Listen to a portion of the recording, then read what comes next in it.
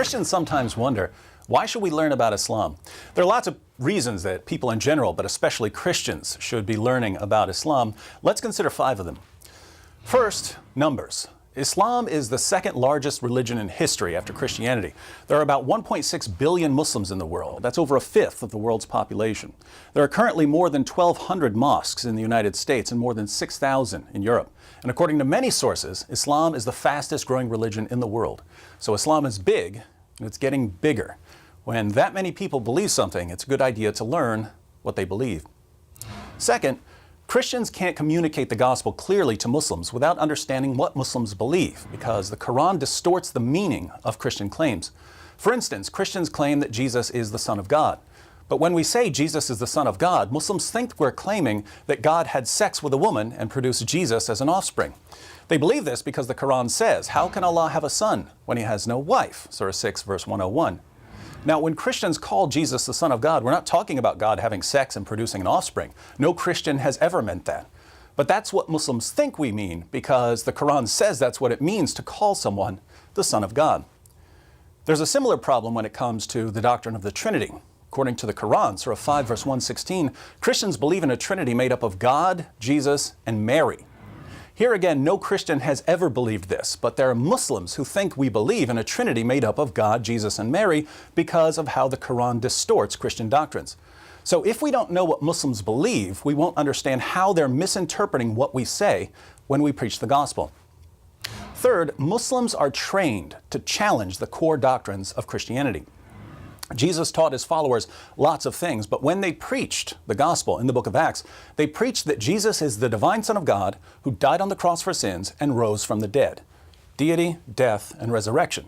These are the 3 core teachings of the Christian gospel. Islam denies all 3 of them, and so Muslims are taught to challenge Christians on these issues. Muslims are taught to attack Christianity where it matters most. If Christians don't know about Islam, we won't know how Muslims are going to challenge our beliefs, and we won't know how to challenge their beliefs. Fourth, many Muslims are so confident that Islam is true because they've been told all their lives that it's indisputably true, that they can't seriously consider any alternatives to Islam. My best friend in college was a Muslim. That's why I started studying Islam. We talked about Christianity for a couple of years, but he was so confident that Islam was true, he really wasn't taking Christianity seriously. It was only after we began looking at some of the problems with Muhammad and the Quran that he realized, maybe what I've been told about Islam all my life isn't true. Maybe I need to think through this more carefully. He's a Christian now. He's one of the speakers for Ravi Zacharias International Ministries. So giving Muslims some facts about Muhammad and the Quran is crucial, and we can't give them these facts unless we know what the facts are. Fifth, Islam thrives in an atmosphere of ignorance. I've met lots of converts to Islam over the years, but I've never met a single person who converted to Islam after carefully studying Islam. When I meet a convert to Islam and I ask, "Why did you convert to Islam?" it's almost always because the person was given some false information. The reason so many people fall for this false information is that there's a general atmosphere of ignorance about Islam, which allows Muslim preachers to say pretty much whatever they want because no one's going to correct them. These preachers are then free to adapt their message to the values of their audience.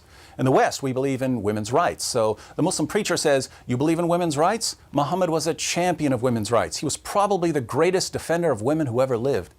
People in the West usually have a high respect for science. So the Muslim preacher says, "The Quran is filled with scientific claims that could only be verified centuries after Muhammad's death. Science proves that Islam is the truth."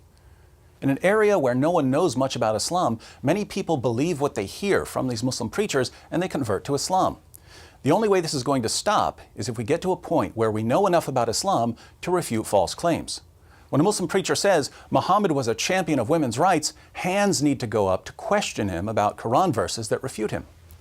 So Islam is already a massive religion and it's growing rapidly.